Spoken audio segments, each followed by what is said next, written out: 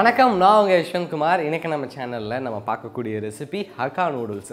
இந்த ரெசிபியை நான் TLK Praveen, Chitrakala magics with Tamil, படி 786, தருண்யா எஸ், ரூபா ஜெயச்சந்திரன் இவங்களுக்காக நான் டெடிகேட் பண்ணிக்கிறேன். இவங்க மட்டும் இல்லாமல் இன்னும் நிறைய பேர் கேட்டிருக்கீங்க, உங்களுக்காகவே நான் டெடிகேட் பண்ணிக்கிறேன். ஹக்கா அப்படின்றது ஒரு லாங்குவேஜ். இது நார்த்தன் சைனாவில் இருக்கக்கூடிய மக்கள் பேசுவாங்க.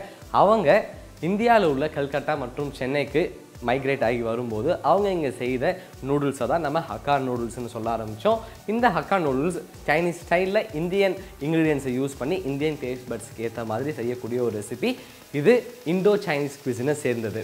இந்த ரெசிபிக்கு தேவையான இன்க்ரீடியன்ஸ் அண்ட் இது எப்படி செய்கிறது அப்படின்றத பார்க்கலாம். ஹக்கா நூடுல்ஸ் செய்கிறதுக்காக ஒரு பாத்திரத்தில் 1 லிட்டர் அளவு தண்ணி கொதிச்சிட்டு இருக்கு. இதில் 2 டீஸ்பூன் அளவு உப்பு, 2 டீஸ்பூன் அளவு எண்ணெய், கூடவே 100 கிராம் அளவு நூடுல்ஸ் எடுத்துக்கிறேன். இந்த நூடுல்ஸை கரெக்டாக 5 to 6 மினிட்ஸ் குக் பண்ணாலே போதும். ஒரு கால் அதை விட அதிகமாக குக் பண்ணிங்கன்னா இது ஓவர் குக் ஆகி ஒன்றோட ஒன்று ஒட்டி நல்லா பிசு பிசுன்னு இருக்கும்.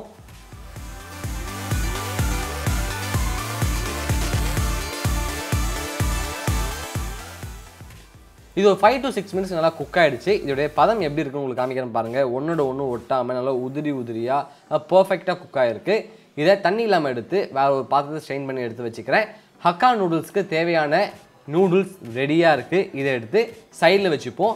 இப்போ ஒரு ஓக்கில் 5 டேபிள் ஸ்பூன் அளவு எண்ணெய் சேர்த்துக்கிறேன். எண்ணெய் நல்லா சூடானதன் பிறகு இதில் ஸ்ப்ரிங் ஆனியன் பல்ப்ஸை நல்லா பொடியாக நறுக்கி சேர்த்துக்கிறேன். கூடவே நீல வாக்கில் நறுக்கிய கேரட் ஒரு 30 கிராம் சேர்த்துக்கிறேன். இதை 1 நிமிஷத்துக்கு நல்லா சாத்தை பண்ணிக்கோங்க. சாத்தை பண்ணதன் பிறகு நீல வாக்கில் நறுக்கிய குடை மிளகாய் ஒரு 30 கிராம் சேர்த்துக்கிறேன். கூடவே நீல வாக்கில் நறுக்கிய முட்டைகோஸ் ஒரு 50 கிராம் சேர்த்து இதை ஒரு 30 நொடிக்கு நல்லா கிளறி விட்டுக்கிறேன். அடுத்து 1 டீஸ்பூன் அளவு சோயா சாஸ் இதில் சேர்த்துக்கிறேன்.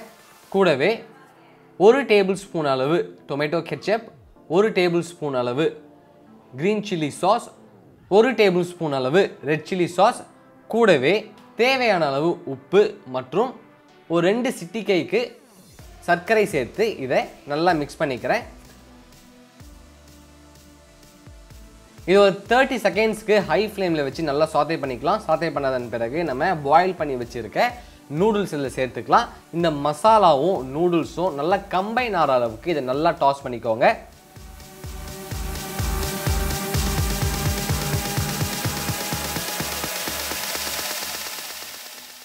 இதை நான் நல்லா டாஸ் பண்ணிவிட்டேன். இது மேலே நல்லா பொடியாக நறுக்கிய ஸ்ப்ரிங் ஆனியன்ஸை மேலே தூவி விட்டுக்கலாம். அவ்வளோதான், ரொம்ப ஈஸியான டேஸ்டியான ஹக்கா நூடுல்ஸ் ரெடி ஆகிடுச்சு. இதை எடுத்து அழகாக ஒரு பவுலில் போர்ஷன் பண்ணிக்கிறேன்.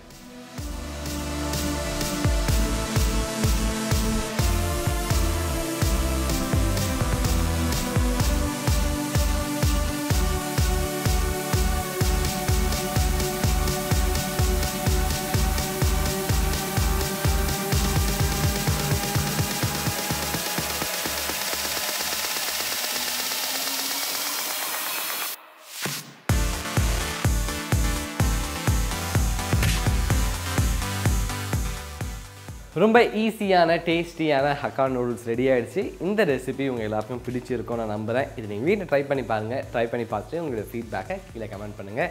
இதே மாதிரி இன்னொரு சூப்பர் ரெசிபியோட உங்களை நான் சந்திக்கிறேன். And then bye from Yashwant.